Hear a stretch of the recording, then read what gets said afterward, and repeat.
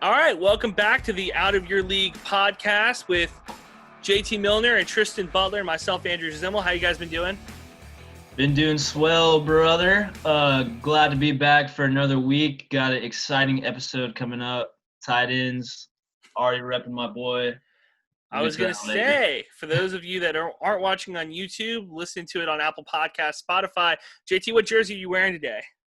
TJ Hawkinson, baby. We're going to get Hold to my tight ends. Jockinson. We're going to get to tight ends. I'm excited for TJ Hawkinson. The Lions offense, I've been trying to talk myself into all off season, so this will be a good one. Tryston, how you doing? I'm doing well, dude. We are 1 week away from freaking NFL football, and I'm so pumped. So pumped. I don't have a lot of I thought it was going to happen no matter what. I thought the NFL season was going to go. I'm very excited we're a week away, though. You can feel it. Before we start the show, we're going to talk a little bit about Fournette and his last weird 48 hours. Kamara, his deal. Tyrod Taylor's the starting quarterback for the Chargers. But I wanted to start by saying the ring that the Kansas City Chiefs had. Did you guys get a chance to look at that or what? I have not. I did see a video of McCole Hardman opening his and dropping it, which was kind of funny. And then he came out later. He said that he was I wanted to make sure it was real. So I thought that was pretty funny. But I haven't seen the ring yet. No. Tryston, do you see the ring? Yeah, I saw it. The red and yellow definitely looks pretty badass. But I'm hoping it's a different team next year. Also, shout out to Andy Reid. I did see a quote where he said, the only times he's going to wear it are for special occasions and whenever he wants a free cheeseburger. So you got to respect that. I don't blame him. I would do the exact same thing. Shout out Andy Reid. That's the most Andy Reid quote ever. I love it. Unlike Tryston, I hope Patty gets 6 more of these, and we can say we saw 2 back-to-back greatest of all times. All right, we got to start with Leonard Fournette. Tryston, this is something that's been getting in your gears for a while. Former LSU running back goes to the Jaguars, has a pretty disappointing career in Jacksonville. They cut him. Now he gets to stay in the state of Florida playing with Tom Brady and the Tampa Bay Bucks. We're going to start with you, Tryston. Is this going to be a boom for Fournette and his fantasy stock? I like this a lot for Fournette's fantasy stock, especially Dynasty. I actually think, leaving the worst team in football, a lot of people are like, oh, no, his usage goes down. But no, he doesn't have to run against 10 people in the box anymore for the first time in his career. It's going to be insane. The man was a grown man at LSU, and then he comes to the NFL, and he's just as good or better than any back in the NFL. But he has to, like I said, he has to run against 9, 10 guys in the box. It's like you have to be a god on earth to run and be successful and be efficient when you're running against. When you're the only player on your team and every single week that's what they scout for and that's what they game plan for, it's hard to do well in. It's nearly impossible. I like it a lot. I think for dynasty purposes, he's going to be good for a long time, whether it be with the Bucks or whether it be elsewhere. I'm just glad he is off of the Jaguars because I do own him in a dynasty or a couple dynasty leagues now, actually, because I just made a trade right before that Bucks. I was going to say dive into that, just your thought process and stuff, because you gave up Mixon, which is we had him. Well, he wasn't high on our rankings, but he was higher than Fournette. So what was your thought process? Yeah, so I think the full trade was Mixon and DeAndre Washington for Fournette, Cooks, and a first-round pick. And so I obviously received the Fournette end side of it, and I liked it a lot for me because, like I said, I'm a believer in Fournette. I think when he has to run against 4 or 5, even 6-man boxes, he's going to do really well, especially with Brady. I think he's going to be the red zone hog. And then I like Brandon Cooks a lot, actually. He had one bad year last year, but he was dealing with injury. But other than that, if you look at his numbers, he's a consistent top 15 receiver. So throwing that in, and then with a first-round pick, I have 2 next year now. So I'm pumped because I like the draft class next year with ETN and Trevor Lawrence and Chuba Hubbard and a bunch of other guys coming in. So I really liked the the value in that trade, and that's why I took advantage.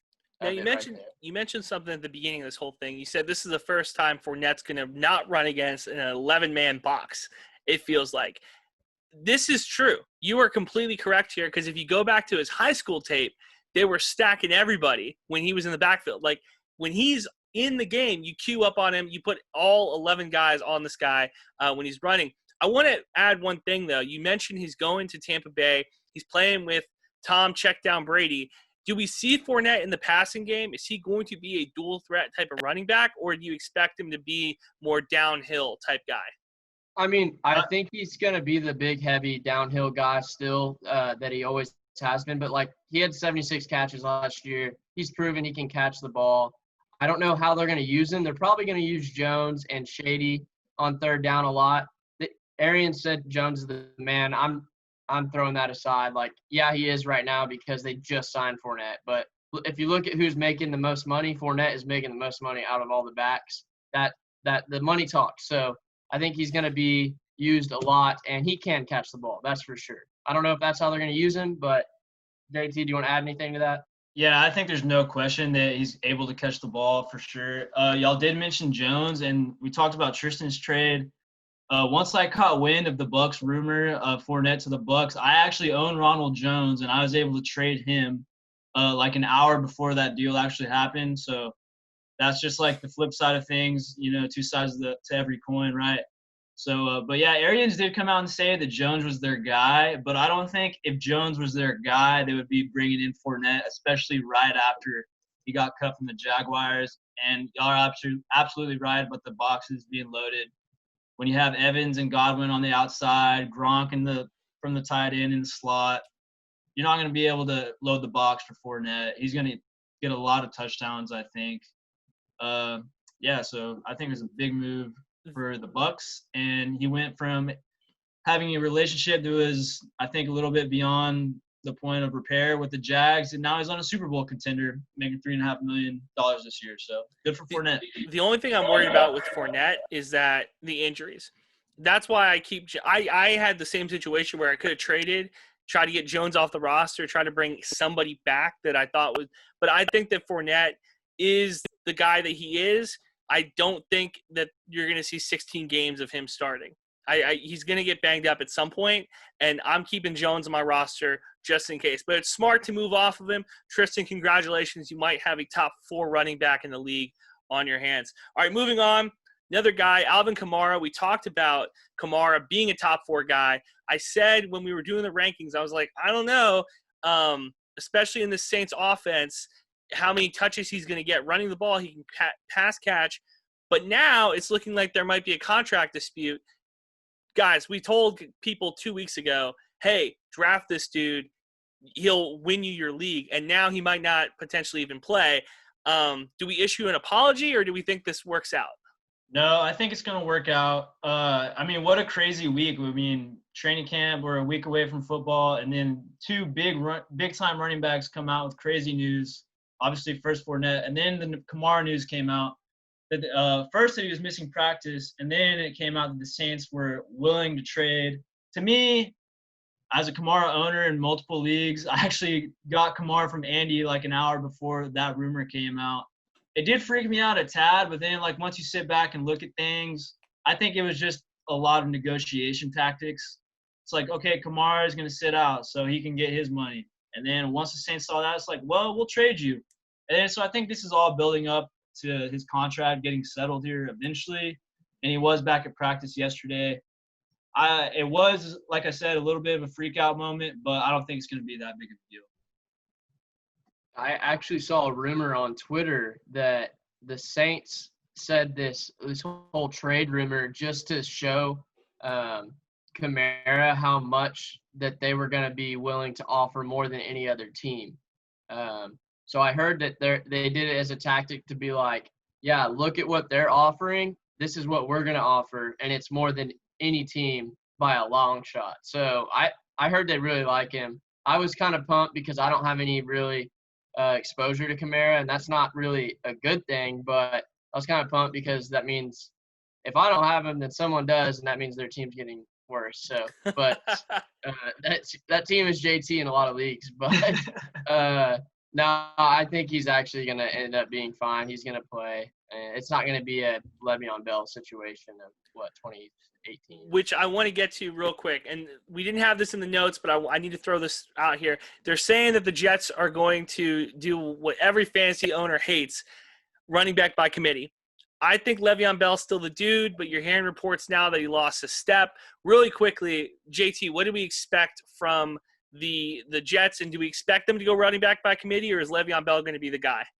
I wouldn't be surprised by running back by committee. I mean, they have the ageless wonder Frank Gore there. I did read a report on Twitter. I think he said they're expecting Gore to get about 30% of the carries, which is quite a big chunk. And also, Gase and Lev have that bad blood between them. Nobody really knows what's going on with that relationship. Everyone just knows that they don't quite get along. And also, they did try to trade for Kalen Ballage from the Dolphins for a late round pick. I mean, it was kind of a questionable move. Why bring in another running back? So, yeah, I do kind of expect a running back by committee. It looks like they're trying to infiltrate that in their offense. Tryston, what do you think? I agree with that. I don't know how much of a committee it will be. I think it will be split up. I think it'll be mainly Gore and Bell, but I don't know how much LaMichael Pirine or however you say his name is going to get, how much time he's going to get, but it's definitely going to be a running back by committee. I agree. I broke my own fantasy rule, guys. I said never draft a Jets player, and here I am with Le'Veon Bell, and I don't know what I'm going to do with him. We'll move him at some point. All right, Tyrod Taylor named the starter for the Chargers. Immediately after this, we had everybody on the internet say the exact same thing at once. What are you doing, LA? I like Tyrod Taylor. I don't think I'm picking him up in any leagues. If somebody gets hurt in week 1 or 2, maybe he rides the bench. This was more of if you drafted Justin Herbert in Dynasty League, have fun keeping him on the bench for the entire year. Yeah, I honestly wasn't that surprised by Tyrod being named the starter. I thought that was kind of the plan all along. I think we're looking at the same situation that the Browns were going to have with Baker whenever he came in, and Tyrod was actually the quarterback there too. And then injury let Baker step in and didn't give up the starting spot. Also, I think they're kind of trying to mold after the Chiefs. We all saw how successful that was.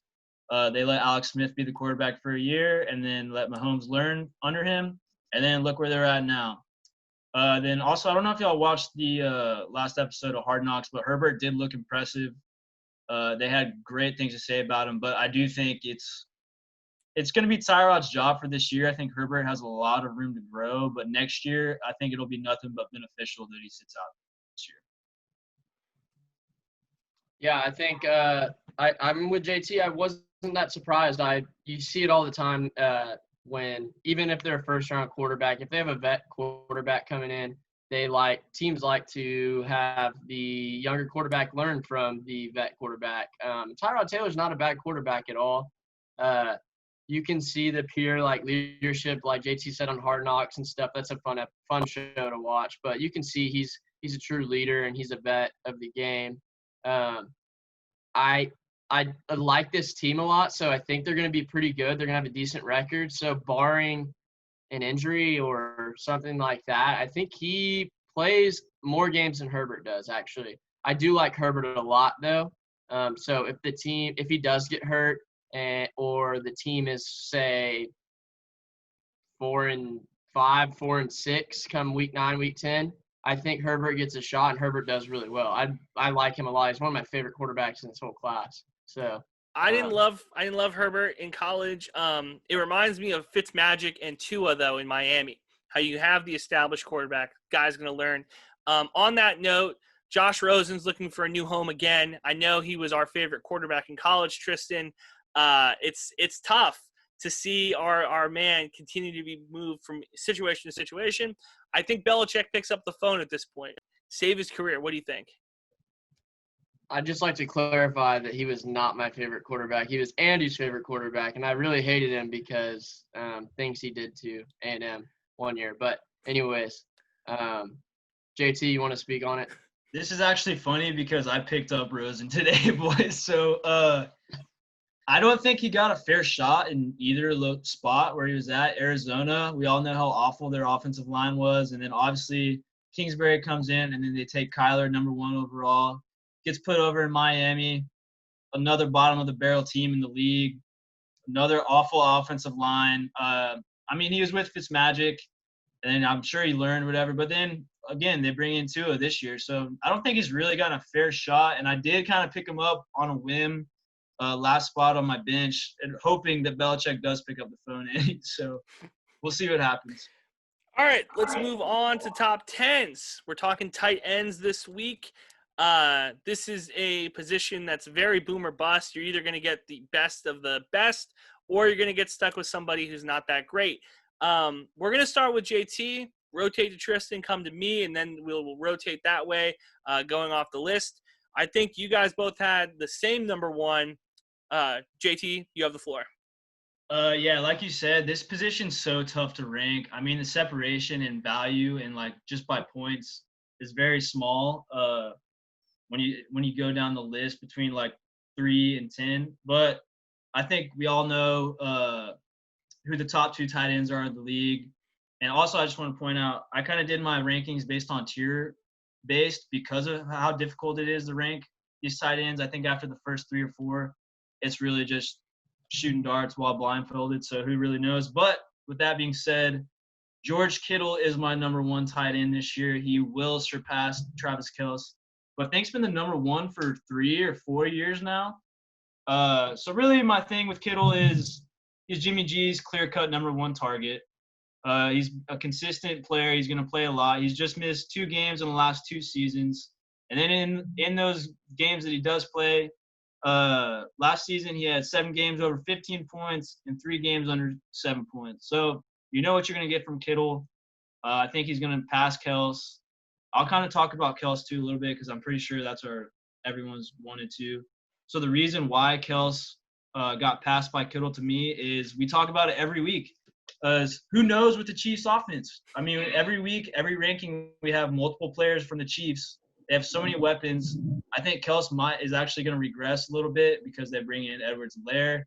They have Hill. I expect Hardman to take a step this year. So it's not like he's dropping too far down my board. Like I said, just a #2. But Kittle is my #1. Tryston, you want to piggyback on that? Yeah, I'll piggyback because I have Kittle as well at #1. I think the consensus usually is Kelce #1, but I'm with you. I have him at #2 for the same reasons. I just don't know when he's going to – I mean, there's going to be weeks where he has 2 touchdowns and 150 yards, and you're like, damn, I wish I would have drafted Kelce over Kittle. But I think Kittle's going to keep you that consistent, like, 80 yards and a touchdown every single week or something close to that. Or if it's not 80 yards and a touchdown, it's 140 yards and 10 receptions or something like that. Because Debo's out. All they have is Ayuk. Pretty much is their #1 option right now, I think, in the offense. Of course, they're running team. Injured in camp too, right? Do what? Didn't he get injured in camp as well? Yeah, he's injured in practice right now too. So it's like he is all that they have left. And I think that's going to be a big deal for the difference between the two. I think they're both 1A, 1B kind of thing. But that pushes me towards Kittle being #1. Go ahead, Andy. What about you? I had Kelce at 1. And the same kind of deal where I liked Kittle. He is my #2. But with Kelce, it is I don't know where everybody's going to go, but I'm willing to make the risk and have him be my boom guy. Because there's going to be a week at some point where Kelce wins me the week because he had 2 touchdowns and 100 yards. And I'm willing to make that bet. I'm willing to kind of risk that. Kittle, to me, is great, and I actually prefer to watch George Kittle play football versus Kelce when the games are on television. But when money's involved, I'm taking Kelce over Kittle. My #3, because we've pretty much all gone 1 and 2. My #3, Zach Ertz. I'm liking Zach Ertz. I'm liking the Philly offense. He was kind of banged up last year. I'm willing to bet that Wentz plays 14 of 16 games, and he is going to be the one guy on this roster who I know is going to get touches and get looks from Wentz. I don't know about the wide receivers. I don't know about the running backs. I know that, especially with the offensive line, that they're going to do some very quick passes, and I'm willing to bet Zach Ertz gets 100 catches, 120 catches this year, just on the dump downs. So I like Zach Ertz as my number 3. John, what's up? Ertz is my number 3 as well, but I kind of just want to boomerang back to Kittle and Kels. Just to talk about value, and that's, I think, a good point to bring up while we're talking about Ertz, is Kels and Kittle are going in second round, and just some names that are being around where they're picked are Hopkins, Evans, Julio, and Chubb. I just wanted to hear y'all's opinion. Are you willing to take the tight end in the second round over those type of guys, or are you waiting until you get a tight end like Ertz in the 4th round or so? Where do you find value? What's y'all's strategy as far as that goes? So I actually am not really the guy that usually ever comes anywhere close to the top 2. So I usually stay away from tight ends till a lot later because, like Andy said when he opened up on this, it's like a boom or bust. But actually, in the out of your league that we just started up, I was the 3rd pick, so I was able to get Barkley at the pick 3, and then come back around, what would that be, pick 17 or something like that. Into the 2nd, I was able to get Kelsey. And so I was super pumped about that because it wasn't around those names that you just mentioned, JT, like Chubb, Mixon, Chubb, DeAndre Hopkins, Mike Evans, all those guys. Well, Mike Evans might have been there, but it was the later 2nd round, so I was like, holy cow, I think I need to capitalize on this. And it turned out really well, I think. My team going into week 1 is the highest projected team, so I think it turned out to be a pretty good strategy, I guess. I like Kelsey. I like Kittle. I'm still taking Hopkins because his ceiling is being one of the 10 best fantasy players this year. I would take Hopkins. I'm taking both tight ends over Chubb, though. My strategy usually is running back, wide receiver, or running back, wide receiver, and then waiting to the 4th, 5th, 6th round to get a tight end. But again, if I find myself in a situation where I know I'm going to get Kelsey, and maybe I can see that Patrick Mahomes is on the board too, I'm going to pair those two up if I have the shot or if I have the chance. So Tryston, your number 3 is whom? Yeah, so it kind of sounds like that. It's kind of like a who, like, because it's a surprise at number 3. But I actually have Hunter Henry at number 3, and I'll tell you why. Because I'm super high on him. First off, I've been high on him since he entered the NFL. But when he's healthy, he is a top 5 tight end, no doubt in my mind. But I actually had him at 5, and I had Ertz at 3. However, 2 things happened. Mike Williams got hurt, and so that bumps Hunter Henry's value up to me, in my opinion, because now he is like the clear-cut option besides Keenan Allen. So, like, Keenan Allen's going to draw coverage away from him, which is good. And then Zach Ertz, they've had those 2 linemen. We've talked about it on the podcast a week or 2 ago. They have 2 of their best linemen out. That team is scary for me. Like, I don't know how that team is going to even function without 2 of the best linemen. And one of them is the best lineman in the NFL. With Brandon Brooks. So I switched them. I actually have Ertz at 5 and Hunter Henry at 3. I like Hunter Henry's upside a lot, and I think if he stays healthy, please God, if he stays healthy, he is a really good tight end. So who do y'all have at 3 and 4? Or 4, I guess. So just a little bit more on Ertz. He's finished the last 3 straight seasons as a top 4 tight end, and I think when you look at last season for the Eagles, that's pretty remarkable that he was able to do that, given the amount of injuries that they had. Teams were double teaming Ertz because he was the only weapon they had out there. So I think with the Eagles' offense being healthy this year, was outside of the offensive line, obviously, just their weapons on the outside. Things will spread out a little bit more, and the coverage won't shade as much to Ertz. Obviously, it will a little bit because of his talent and ability. And obviously, you think about Dallas Goedert too. He's progressing. He's going to steal some targets, but I don't think it's be enough to knock Ertz out of my top 3. And on Henry, he came in at 7 for me. And Tryston, you're absolutely right. when he's healthy, he's a stud. But since he's been in the league, he's yet to play all 16 games, and that's why I have him so low. And then just a stat from ESPN to kind of help you out, Tryston. He has 17 touchdowns and 25 end zone targets in just 41 games. So that's impressive. Like, that gives you kind of proves your point, Tryston. When he's healthy, he's a top 5 tight end. But he's yet to prove that he can play the whole season. And that's why I have him at 7. Andy, you want to pick do you have anything to say? Yeah, I had Hunter at 8. You said everything I need to say. Hunter Henry is my man. I love the dude. I don't know when we became a Chargers podcast all of a sudden between Austin Eckler and Justin Herbert talking all of this. Did not realize that that's what we were becoming. But, yeah, I like Hunter Henry too. So, 4. Let's go, yeah. JT. Who's number 4 for you? All right, so for 4 for me is Mark Andrews. And this, while I was doing my research today, this was like my favorite stat that I found. It kind of blew my mind. So Andrews ranked at the position of tight end. He ranked 40th in the number of snaps that he had last year. And while at 40, he was able to put up 169 fantasy points. So that number is going to go up. I think no question about it. He's going to get way more snaps. What does scare me, though, is that the Ravens' offense is run heavy. So, yeah, they love to run the ball. I do expect regression. He did have 10 touchdowns in 2019. I don't know if he's able to replicate that. I think he's Lamar's security blanket. I don't know if he's necessarily his number 1 target. I think whenever Lamar gets in trouble, he definitely looks for Andrews, the big target over the middle. But, yeah, so that's why I have Andrews at 4. Who do y'all have? I have Andrews at 4 as well. Like you said, I think he's a security blanket, and I think he is their number 1.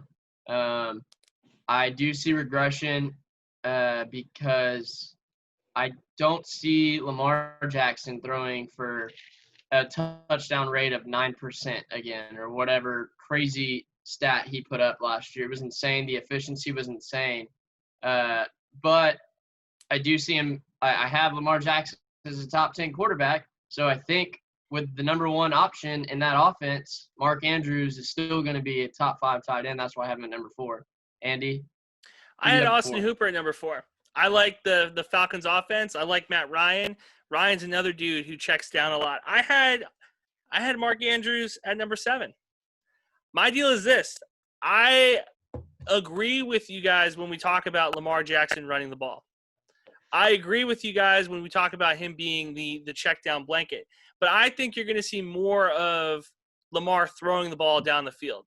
I like Hollywood Brown. I got to stop you in your tracks, Andy. Austin Hooper now plays for the Cleveland Browns. My bad. I don't know. Why did I say Atlanta? Because he was on Atlanta last year, but he got traded. He didn't get traded. He signed, I think, with the Browns. Yeah, he signed. That would adjust the rankings, probably. Yeah. Yeah, no hard feelings, because that's why – you know how I sent y'all an upgraded tight ends ranking with Hooper lower? That is the exact reason. I forgot he was with Cleveland. But, yes. I don't know. I still have him at 4. I'm riding with him. Oh, no, he still has the talent. He could be a top 5 tight end for sure. For sure. I just wanted to clarify that for our listeners. That's on me. Mark Andrews' point still stands, though. Not in love with Mark Andrews in my top 5. Okay. So let's go 5, Tryston. Who do you have? I have Ertz. Like I said, I switched them. He was my 3, but those linemen really scare me. I think linemen are so underappreciated and by everybody always. Everyone knows that, but without those 2 and 2 of the best, I think that's going to hurt Wentz value and Ertz value. So I've dropped them both probably 2 to 3 spots. That's why I have it number 5. JT, who do you have at 5? So at number 5, I have Evan Ingram, and that's why I couldn't really give Tryston too much shit about having Henry in his top 5, because they kind of fall under the same category. When Evan Ingram is healthy, oh my gosh, he's a freaking stud, okay? So according to Fantasy Pros, 58.1% of his games he has put up tight end 1 numbers. The only players with higher numbers than that are Kittle, Gronk, and Kelsey. So, I mean, that just goes to show when he's healthy, he's going to be a tight end 1 for you almost every week. In the games that he did play last year, which he's missed 13 games in the last 2 seasons, so injuries are obviously a concern. But in the games that he did play last year, he never saw less than 5 targets. And for a tight end, that's pretty big in fantasy because, like we mentioned, after a while, after the first 4 tight ends, I would say, it's kind of a shot in the dark on what they're going to give you per week. So if the tight end's getting at least 5 targets every week, that's great for your fantasy team. So yeah. I had Ingram at 6. I like Ingram too. When everything is like clicking, he is a top 5 tight end. He's just outside because he has the same problem as Hunter Henry and as a lot of these tight ends. Honestly, staying healthy, got to stay healthy. I had Darren Waller at 5. Las Vegas. I'm not high on the Raiders this year. Not high on Carr. That offense is going to have to score points somehow, and I think that this is going to be one of those guys that consistently gives you, I don't know, anywhere between 10 and 15 points a week, maybe, hopefully, somewhere in that range. We've talked about this before. I like guys who I know I'm going to get production out of every single week, and I have a sneaking suspicion that I'm going to get good production, flat lines from Waller for the majority of the season. Yeah, Andy, I have Waller at 6, so I definitely agree with you. And then I have Ingram at 7.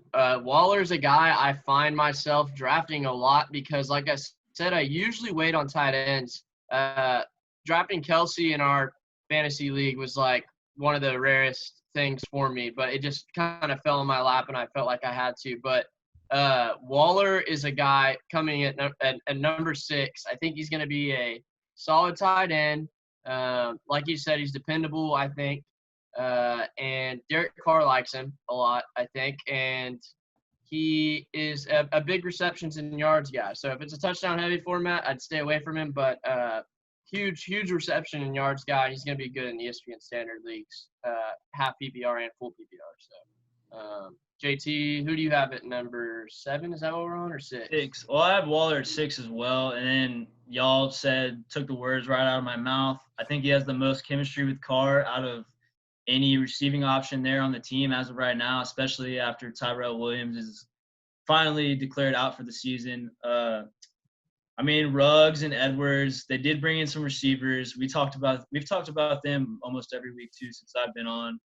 Targets, probably going to lose some targets, but there's no denying the chemistry between Carr. And then Tryston also mentioned dependability, which is great in fantasy. He had no games below 5 points, and then he had 6 games over 10 points. So just consistent, not going to blow your socks off on any weeks. That's why he's kind of lower in the top 10, but he's in the top 10. He's number 6 for a reason. And so, yeah, that's why I have who I have at 6.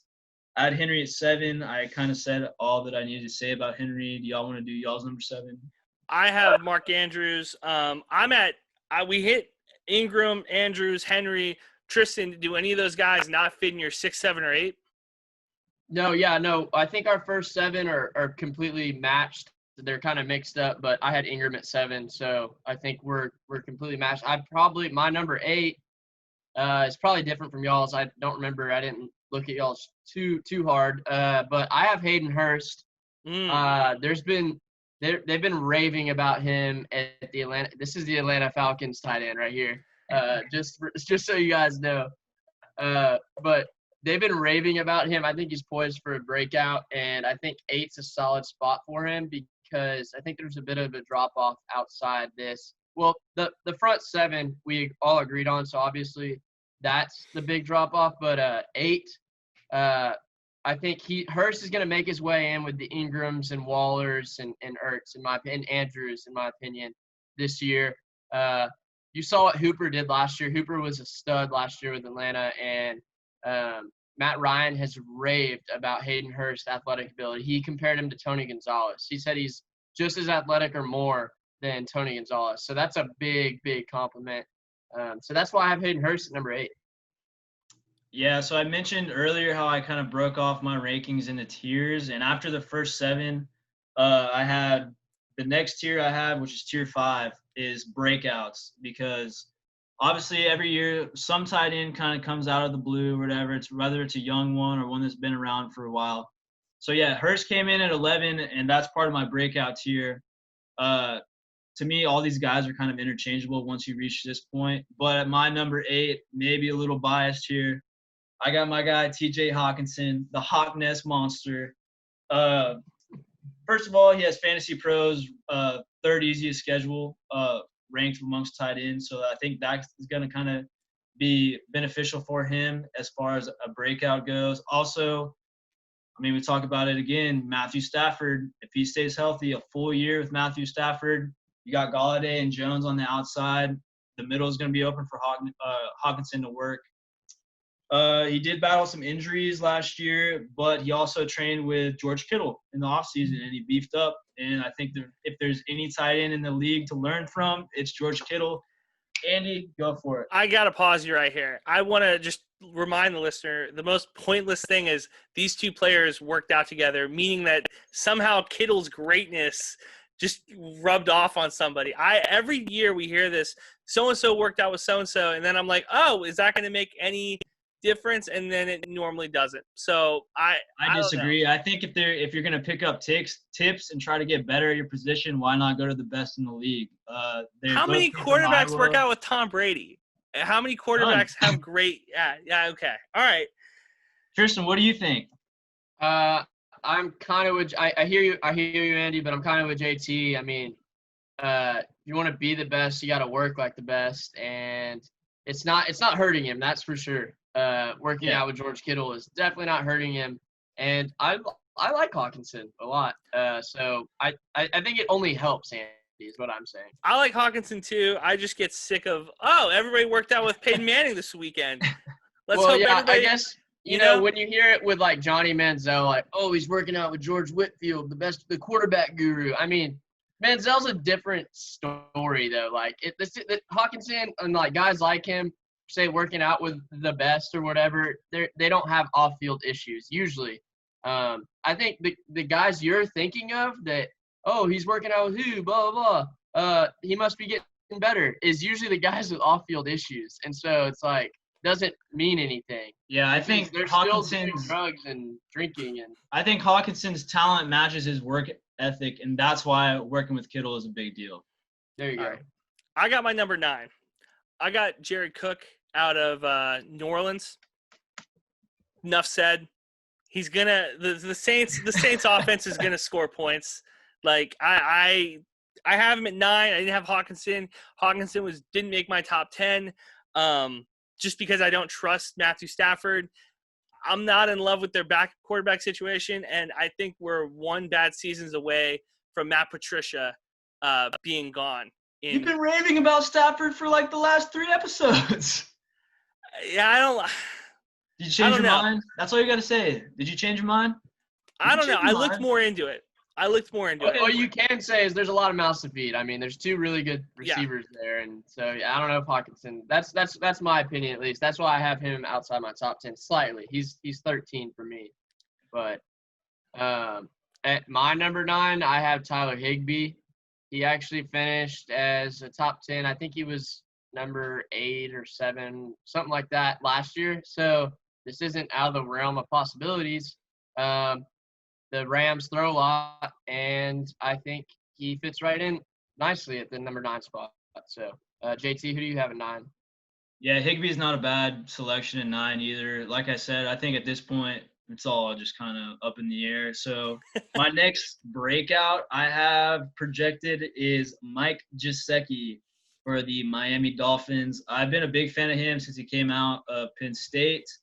My stat for him is he's one of 2 tight ends with at least 50 targets and not a single drop. Any guesses who the other tight end is? It's George Kittle. So, I mean, if you're in a category with Kittle, it's obviously not a bad thing. Maybe if you're working out with him, that's a bad thing. And then from week 6 on last year, he only had 4 games below 6 points, so he showed flashes of that consistency. The one thing that might kind of hamper the breakout projection is the quarterback play. He did show good chemistry with Fitzmagic last year. So if Tua takes over, who knows what's going to happen with that. But also you can kind of look Young quarterbacks seem to like to target their tight ends. We talked about Andrews being a security blanket for Lamar. Maybe Gesicki can be a security blanket for Tua, and he'll have a breakout year. So, yeah. Do y'all have anything to say about Gesicki? I like Gesicki too. I hope when Kelsey goes in the Hall of Fame, we can say he was a security blanket to Patrick Mahomes, a young Patrick Mahomes. I want to talk. I had Higbee at 10. So you pretty much hit everything. I think that he's going to be a big reason that Goff has a bounce back-ish year this year. If there's going to be a target, it's going to be him. Tryston, who is your 10? A breakout candidate, like JT was saying, it's kind of up in the air, but my Dallas bias is showing, I guess. I have Blake Jarwin coming in. He is actually a pretty popular pick to break out this year for a lot of analysts, but I think I've been following. Obviously, I'm Dak, so I've been following Dallas Cowboy camp, and Jarwin's caught. Like, it seems like a touchdown every practice, and the beat reporters are reporting on it. And so apparently they have a pretty good chemistry. And Jason Witten's gone, and Randall Cobb's gone. CeeDee Lamb comes in, yes. But I can see Blake Jarwin finishing with 800 yards and 9 touchdowns this year because he can be a red zone threat. It can happen. So that easily fits in the top 10. So what do y'all think? It could happen. I don't see that being very likely just because of, like you mentioned, the amount of mouths to feed over there. But yeah, I mean, who knows? It's freaking tight ends. I keep saying it. I've slandered the Dallas Cowboys enough the last couple weeks. I'm fine with it. We'll let Tryston have his fantasy. Gronkowski size elephant in the room right here. Rob comes back out of retirement, and none of us have him in our top 10. I have my reason why. Tryston, I want to hear your reason why you don't have Gronkowski in your top 10. And Blake Jarwin's going to have 800 yards in the season. I like he's honorable mention. He's my number 12. So Gronk isn't like I just don't know how well it's gonna be. You can't just take off a year from football and then. But apparently there's been good reports about him. Like I told y'all, I think one of y'all had him pretty high, and I was like, dang, Gronk's pretty high. He hasn't played a full season since like 2011. I was 13, so that is a long time ago. I do, there's always the chemistry between Brady, so I couldn't throw him like way down, like in the bottom 12 or something. I have him at 12, so he's in the top 12. He's a tight end 1 technically in most leagues, but I'm banking on the fact that he's either A, gonna get hurt, or B, he's took too much time off from real football, and he won't be able to play with the big boys anymore. We'll see. There's also a lot of mouths to feed in that offense. A lot. Yeah. And now they have Leonard Fournette. Oh, a lot of mouths to feed, he says, as he picks Blake Jarwin as his number 10. A lot of mouths to feed. But y'all have 2 top 10 receivers in this offense. That's y'all's rankings. So that's true. And a lot of people's rankings. So there's even more mouths to feed. That you don't have Gallup and Cooper going in the top 10. I do. I have them as 8 and 9. But I also think Dak's going to throw 35 touchdowns at a minimum. Yeah, they call it fantasy football for a reason. JT, why do you not have Gronk in your top 10? So Gronk came in at number 14 in my tier 6, the best of the rest. I don't think Gronk's going to see a whole lot of snaps. I think he's just going to be – they're going to be real nitpicky about where Gronk steps in, real situational play. They have Godwin. Yeah, they have Evans. They also have O.J. Howard, who's young and probably a little bit less injury-prone than Gronk at this point of his career. Do I think Gronk's going to make some huge plays and be beneficial for the Bucs offense? Absolutely. Is he going to be a fantasy asset? Sure. But I don't think he's going to be top 10. And then also just sitting on my number 10, my final breakout is Noah Fant. And then everyone always kind of says that tight ends are the toughest position to establish yourself as a rookie. Well, Fant was able to do that last year. He had 562 receiving yards, which ranks 6th among rookie tight ends since 2007. So he obviously has showed flashes. That's why he's in my breakout. And then he also had 5 top 15 weeks in 2019. Again, that's pretty good for a rookie. They have more weapons over there with Drew Lock. If Drew Lock takes a step, I think Fant has a good chance to finish in the top 10.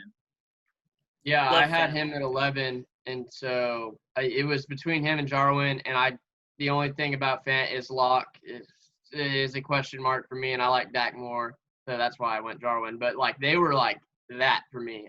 They were super close. Yeah, the viewers can't see it, but I crossed my fingers. But yeah, Fant's very, very much poised for a breakout. He could easily finish in the top 5. You never know. He has that much talent. So if you learned anything from this podcast, ladies and gentlemen, it was tight ends are a crapshoot. Let's move on to our sleeper segment. So Tryston and I did a lot of research. We both found one guy as our sleeper. JT went above and beyond, so he wins the teacher's pet of the day. He went above and beyond and got us a player for every position, JT? Just quarterback, running back, wide receiver, and tight end. Oh, so, yeah, okay. Tryston, who's your sleeper? First one that came to my mind was I know I just harped on how bad the Jacksonville Jaguars are, but with how bad they are, I think they're going to have to throw a shit ton this year. And so I actually have Gardner Minshew as a sleeper because he's going as like QB, like, I don't know, his ADP is like 25, 26, 27, somewhere in that range. So like ridiculously low, almost pretty much undrafted. Yeah, like a bottom 10 quarterback is undrafted pretty much. I think he could sneak up on people and be like Jameis Winston and throw 30-30. I mean, not 30 picks, but like I think he's better than Jameis Winston in that aspect. So I don't think he throws 30 picks, but he could throw 30 touchdowns because they're going to be passing so much because they're so bad. And I like DJ Chark. And I like D.D. Westbrook actually a little bit too. Oh, look at this. In real time, we're watching Tryston talk himself into the Jacksonville Jaguars. All right. Yeah, just Gardner Minshew. I think the team is going to be awful, and I don't like what they're doing as an organization. They're tanking on purpose. It's like the Dolphins last year at the end of the year. It's like it's so disrespectful to the fans because it's just like it's giving a middle finger to the fans. It's like we don't want to win at all. We're trading all our best players, and sorry, don't buy tickets. Or still buy tickets. Tryston, this organization plays 2 games a year in London. They don't care about the fans, okay? They really don't. Well, it's COVID. Nobody can go to the games anyway. The only time I'm going to see the Jacksonville Jaguars play this year is if I'm flipping through the Red Zone channel. That's the only time I'm going to see Jacksonville play. My sleeper was Scotty Miller, not only because I like the name Scotty, but he's playing in the Tampa Bay offense, and if something happens – to, God forbid, Godwin. But if Mike Evans gets hurt, it's not the end of the world. If one of those 2 guys goes down, he's going to get a lot of looks. And Tom Brady, known as check down boy, he's going to throw a lot to the guy. I had a better one, but it didn't come out right. So, JT, let's go through your 100 sleepers. All right, yeah. So starting with quarterback, I got Daniel Jones as a sleeper. I don't really know. That's not like a deep sleeper. Obviously, there's no Eli Manning this year. It's his job. And then just some things that caught my eye. So of the total top 10 performances for fantasy last year by quarterbacks, Daniel Jones had 2 of those. The only other quarterbacks that could say that are Russell Wilson and Lamar Jackson. That's pretty good company to be in. He never played with the full offense, never had Barkley, Ingram, Shepard, Tate, and Slayton on the field at the same time to work with. So if they're able to all stay healthy, I mean, we talked about Ingram earlier. If everyone is able to have the offense, I think Jones is going to have a big year. And he also has the rushing ability. He kind of showed flashes of that last year. 45 attempts for 279 yards, 2 touchdowns. Just extra stats to add on your or extra points to add to your fantasy team. So that's why I have Jones at my quarterback sleeper. Do y'all want to say anything about Jones before I move on? Or I love his head coach. That's about it. That's all I have to say. Is his head coach cracks me up. It's either going to work or it's not in New York. Joe Judge, He's taking the names off the practice jerseys. If it works, applause. If it doesn't work, this guy's not going to last till week 16. I like Danny Dimes. I honestly don't know much about the head coach, but I do know who they brought in as the OC, and I hate him. I hate him with a passion, a burning passion. Have fun with Jason Garrett, Giants fans. Have fun with him. All right, so next on my list was at running back, Benny Snell for the Pittsburgh Steelers. You try not to buy into training camp hype that much when you're looking at just regular players, but when it comes to sleepers, I think you definitely have to look at that, and that's kind of what I've been doing with Snell. The reports out of camp is that he looks awesome. He's lost 12 pounds since last year. Connor's injury prone, so if you snag him in rounds 14 to 16, he could be a league winner down the road. So that's why I have Snell as my running back sleeper. Does Marlon scare you at all, KT? I just want to ask you that. All right, so yeah, that's a good point. So Jalen Samuels had a chance to break out last year, right?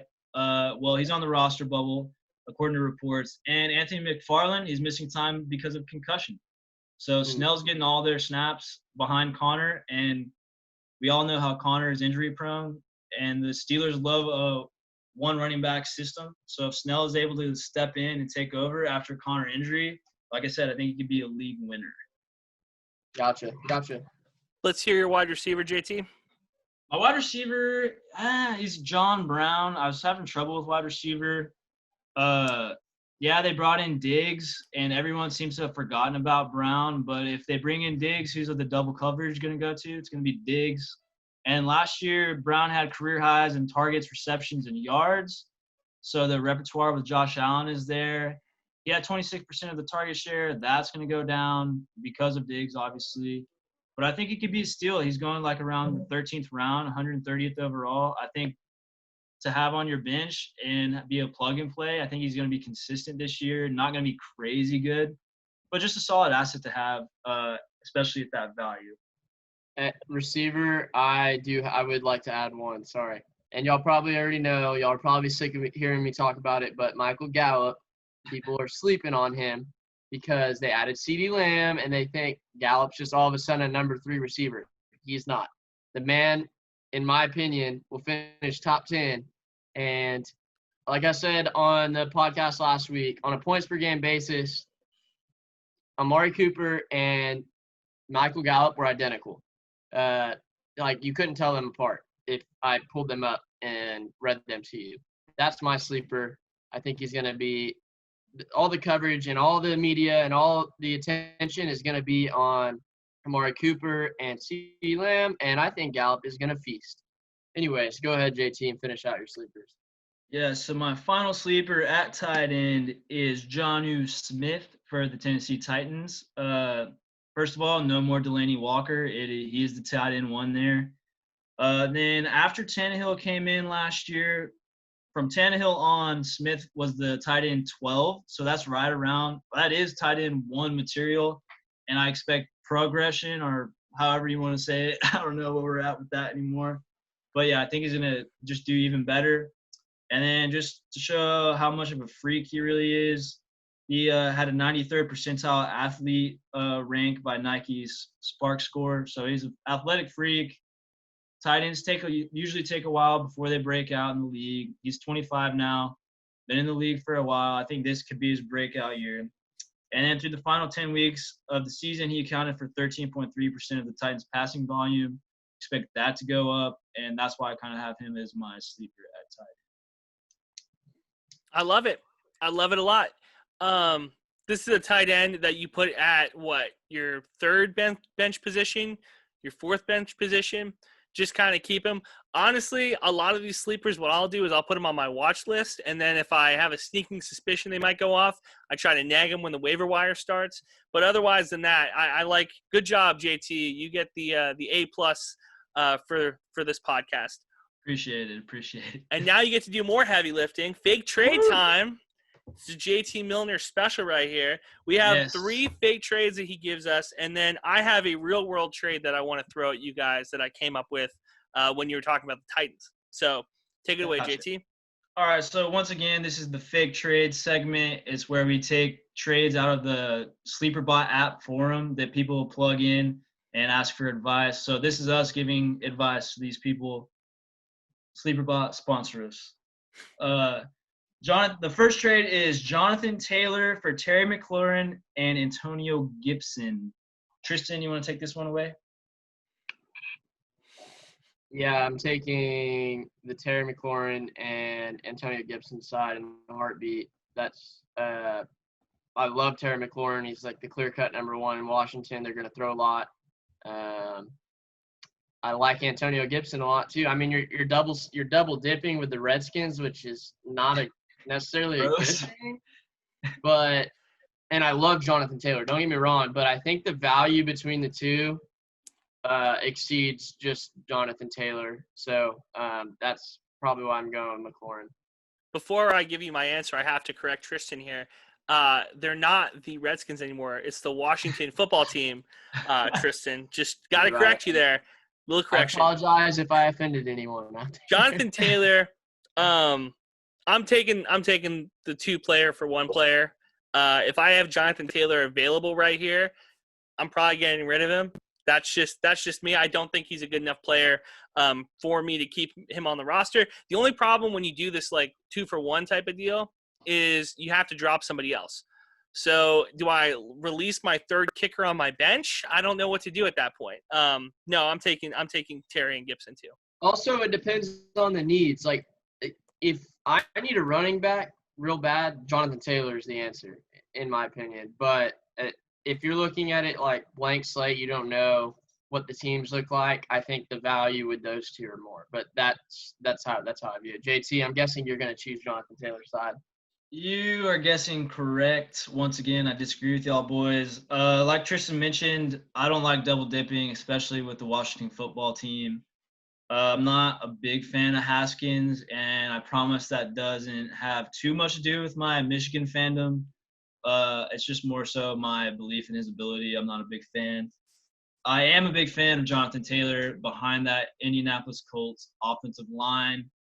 So Tryston and Andy, would y'all's answers change if it was Dynasty League? Or are you absolutely sold on McLaurin and Gibson all the way around in all formats?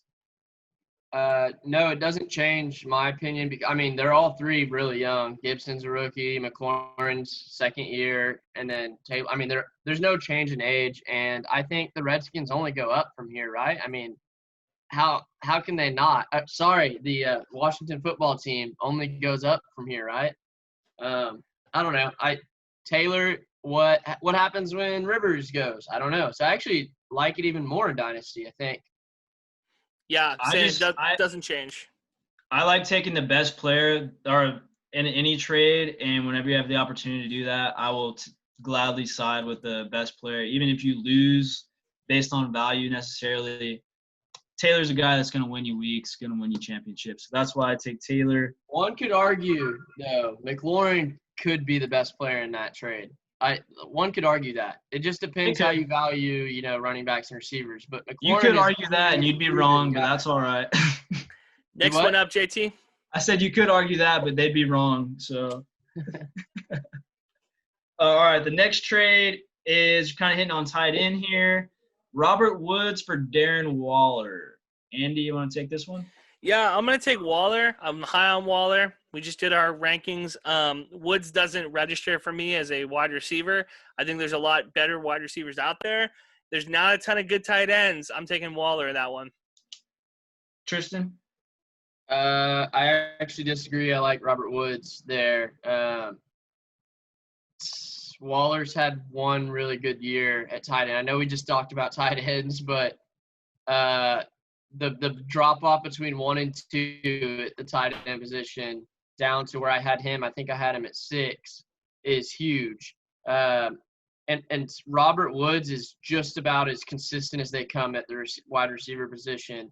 Pulling up his stats right now, he's gone back-to-back 1,100-yard seasons with 86 receptions and 90 receptions. So that's basically since Sean McVay took over. He is there's rumors that Kupp is hurt right now, I'm pretty sure. Not rumors. There's reports that I've seen. Brandon Cooks is gone. It's Robert Woods and Cooper Kupp. Like, that's all there is. And Tyler Higbee, I guess. And they're going to, in a McVay offense, they're going to throw a lot. So I like Woods just because of how dependable he is. I don't know about Waller. He's had one really good season. JT, who are you going with here? Yeah, so this was tough. I think both these guys are kind of the staple of consistency at each of their respective positions. And then you look at their points from last year. Woods had 175 fantasy points and Waller had 170. So that just kind of shows how even it is. But I'm taking Robert Woods. Woods only had 2 touchdowns last year. That number is going to skyrocket this year with no Brandon Cooks. So, yeah, I think it's fair. I think it's a fair trade. It also, like we say a lot, it depends on your needs. If you need a tight end and you're set up receiver, take Waller. But if you need a wide receiver, I'm a big fan of Woods this year, so that's why I'm going to take Woods. And then the final trade of the night is Leonard Fournette and Julian Edelman for Mark Ingram and Tyler Boyd. I'm shutting this down so fast. No, if you give me Tyler Boyd and Mark Ingram in an ESPN deal, if I'm the league manager, you're getting kicked out of the league. That's disrespectful. We just talked about Fournette. We just talked about Edelman with Cam Newton. It's going to be he's going to be good. He's consistent. I like Fournette in this Bucs offense, even if it's, hey, he got hurt week 6 and won't play the next 2 weeks. I still like him over taking Mark Ingram, who I'm not even sure he's the running back 1. And Tyler Boyd, you got a rookie quarterback there in Cincinnati. You know what I mean? Like, I am not answering that call. I'm letting the timer expire on that. I'm out on that one. I think it's a lot closer than you're making it out to be. I probably lean more so on the Fournette and Edelman side too. But let's not disrespect Mark Ingram like that. He was the RB8 last year.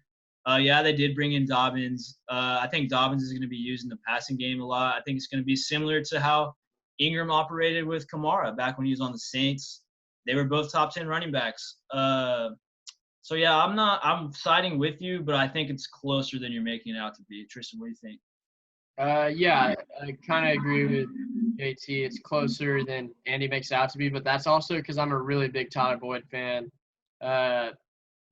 Ingram, I'm disagreeing with you there, JT. I think Dobbins is a lot more he's going to take away a lot more than, who was it, Justice Hill and Gus Edwards and whoever it was last year in the backfield. Dobbins is going to be a stud.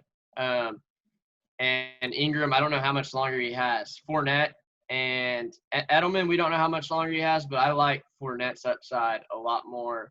And I think Edelman and Boyd will be comparable for like this year, next year at least. So, because Edelman is like a pillar of consistency if he's on the field and not taking PEDs and being suspended for PEDs. But so I like the Fournette side of the trade. All right, before we wrap it up and go home, I have a real-world trade that I was thinking about when JT was talking about Tennessee. The whole deal that Tennessee's been getting recently is signing Ryan Tannehill to that contract. Our boy Josh Rosen is now available. Does Tennessee go and trade for Josh Rosen at any point? Could they be a team that's looking for him in the real world? Who's Tennessee's backup quarterback right now? Do we know? Let me look it up real quick. Yeah, because I was wondering the exact same thing. Doesn't matter, though. Let me give a case for Rosen real quick. You're going to have a running back that you can depend on and lean on. All young quarterbacks want that. You've got a good receiver in A.J. Brown, who a young quarterback needs to target.